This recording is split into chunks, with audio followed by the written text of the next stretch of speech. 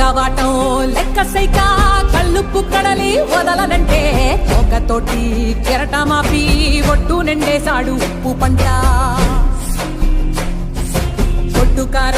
గొడ్డుకారం ముక్క మునిగి పైకి మొక్కుతుంటే చిన్న తల్లి కంటి రెప్ప నంటకుండా తిప్పే గాలివాటం.